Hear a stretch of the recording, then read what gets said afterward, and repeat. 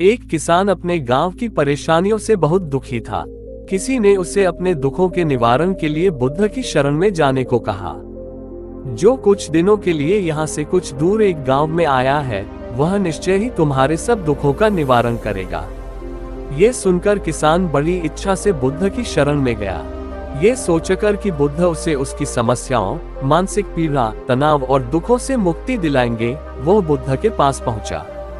उसने बुद्ध से कहा कि हे बुद्ध, मैं एक किसान हूँ, मुझे खेती करना पसंद है, लेकिन बारिश कभी भी पर्याप्त नहीं होती और मेरी फसलें बर्बाद हो जाती हैं। पिछले साल मेरे पास खाने के लिए कुछ नहीं था और इस साल भी अत्यधिक बारिश के कारण फसल को बहुत नुकसान हुआ। मेरे पास खाने के लिए पर्याप्त भोजन नहीं है।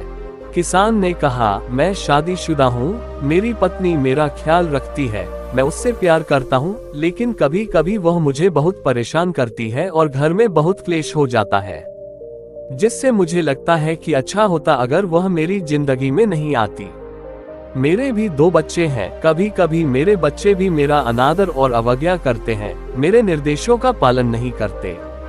किसान लगातार बुद्ध को अपने दुखमय जीवन के बारे में ऐसी तमाम बातें बता रहा है।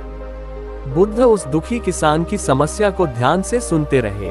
अपनी जिंदगी की सारी परेशानियां बताने के बाद जब उन्हें राहत महसूस हुई तो वह चुप हो गए। अब उसके पास बताने के लिए कोई और समस्या नहीं बची थी। अब वह चुपचाप बैठकर बुद्ध की ओर देख रहा था और अपनी समस्या का समाधान पाने के लिए बुद्ध के उत्तर की प्रतीक्षा कर रहा था। लेकिन बुद्ध चुप थे। किसान ने फिर कहा, हे बुद्ध, मैं आपकी शरण में आया हूँ, कृपया मेरे जीवन की इन समस्याओं का समाधान करें। बुद्ध ने कहा, मैं तुम्हारी कोई मदद नहीं कर सकता। किसान आश्चर्यचकित होकर बोला, अरे यह आप क्या कह रहे हैं? सब कहते हैं कि आप सबके दुख दूर कर देते हैं, तो क्या तुम मेरी समस्याएं हल नहीं करोगे? इसलिए कि मैं एक गरीब किसान हूँ। बुद्ध ने कहा, मुश्किलें हर किसी के जीवन में आती हैं। जीवन में दुख और परेशानियां आना स्वाभाविक है। व्यक्ति के जीवन में अक्सर उसके कर्मों के अनुसार परिस्थितियां बदलती रहती हैं, जिससे सुख, दुख, निराशा और क्रोध आता है। नए रिश्तों का बनना, पुराने रिश्तों का बिगड़ना, रिश्तों में मिठास और कड़वाहट, ये सब सामान्य है। ये जीवन का हिस्सा है और यह जीवन का चक्र है। हकीकत तो यह है कि हम सभी के जीवन में 83 प्रकार की कठिनाइयां हैं। इन कठिनाइयों का समाधान आप और मैं नहीं कर सकते, कोई नहीं कर सकता। जिंदगी और जिंदगी में बनने वाले रिश्ते स्थिर नहीं होते। एक दिन रिश्तेदार भी चले जाएंगे और जिंदगी भी खत्म हो जाएगी, लेकिन ये समस्याएं वैसे ही रहेंगी जैसे आज आपकी जिंदगी में हैं और कल किसी और की जिंदगी में होंगी। इस पर किसान अपना नियंत्रण खो देता है और क्रोधित हो जाता है और ऊंची आवाज में बुद्ध से कहता है कि हर कोई कहता है कि तुम्हें एक महात्मा, एक सिद्ध पुरुष, एक प्रबुद्ध व्यक्ति होना चाहिए। मैं इस विश्वास के साथ यहाँ आया हूँ कि आप मेरी मदद करेंगे। यदि आप मेरी समस्याएं हल नहीं कर सकते तो मेरा यहाँ आना व्यर्थ था। हर कोई झूठ बोलता है कि वे समस्याओं का समाधान करते हैं। आपने मेरी एक भी समस्या का समाधान नहीं किया।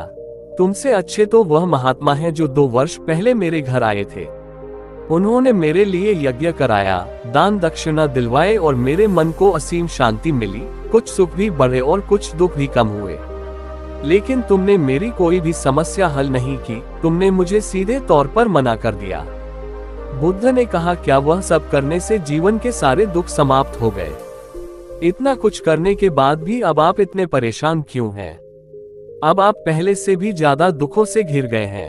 तात्पर्य यह है कि जीवन में दुख कभी समाप्त नहीं होते। किसान बोला, तो क्या मैं मान लूं कि तुम मेरी मदद नहीं कर सकते?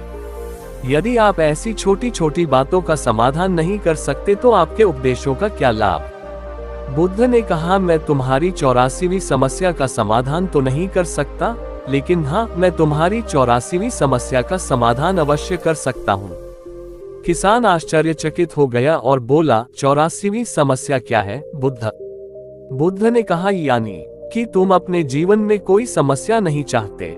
आपकी सारी समस्याएं इसी समस्या के कारण उत्पन्न हुई हैं। यदि आप इस तथ्य को स्वीकार कर ले कि जीवन में समस्याएं मौजूद हैं और समस्याएं जीवन का हिस्सा हैं, तो आप जीवन की समस्याओं से विचलित नहीं हो पाएंगे।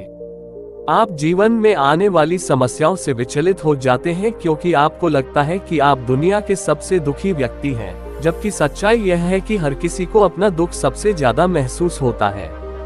लेकिन जिस दिन आप ये समझने लगेंगे कि मेरा कष्ट अन्य लोगों की तुलना में बहुत कम है, उस दिन से कोई भी दुख आप पर प्रभाव नहीं डाल पाएगा। जब तक आप नहीं चाहेंगे कि आपके जीवन में कोई परेशानी ना आए और आप हर दुख दर्द से बचे रहें, तो यह संभव नहीं है। ऐसे में छोटा सा दर्द भी आपको बेचैन कर देगा और आपकी मानसिक शांति भंग कर देगा। अगर आपके जीवन से परेशानियां पूरी तरह से दूर हो जाएं, अगर आपको हर दिन हर पल बिना दुख और कठिनाइयों के जीवन जीने को मिलेगा, तो आप ज्यादा दिन तक ऐसा नहीं जी पाएंगे। एक समय आएगा जब आप हर दिन एक ही तरह की जिंदगी जीने से पूरी तरह से तंग आ जाएंगे और ऊब जाएंगे, क्योंकि जीवन में किसी भी चीज की अधिकता जीवन के लिए भयानक समस्याएं पैदा करती है।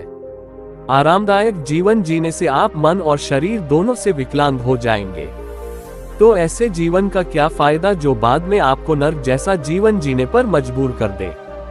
जिस तरह खाना खाने का असली आनंद तभी मिलता है जब बहुत भूख लगी हो, और पानी पीने का असली मजा तभी आता है जब बहुत प्यास लगती है, उसी तरह जीवन के तमाम दुखों और परेशानियों को झेलने के बाद ही खुशी का आनंद मिलता है। इसीलिए जीवन में सुख और दुख अलग अलग रूप में आते रहते हैं। हम चाहकर भी जीवन से सुख दुख को खत्म नहीं कर सकते, लेकिन उनसे इतना ऊपर जरूर उठ सकते हैं कि कोई भी बड़ी समस्या मन को विचलित न कर सके। इसके लिए अपने मन को शक्तिशाली बनाएं, धैर्य रखें, प्रतिदिन आध्यात्म का ध्यान करें, ज्ञान बढ़ाओ।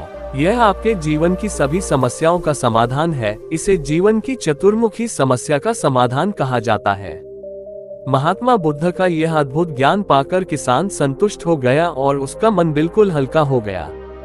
मन में जो समस्याएं परेशान कर रही थी, उनके प्रति जिज्ञासा शांत हो गई।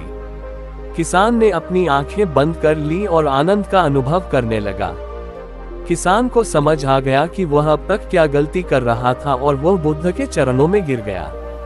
तो दोस्तों, मुझे उम्मीद है कि महात्मा बुद्ध की इस कहानी बुद्ध प्रेरणादायक के माध्यम से आपके जीवन की कई समस्याएं समाप्त हो गई होंगी या कुछ समस्याओं का समाधान मिल गया होगा।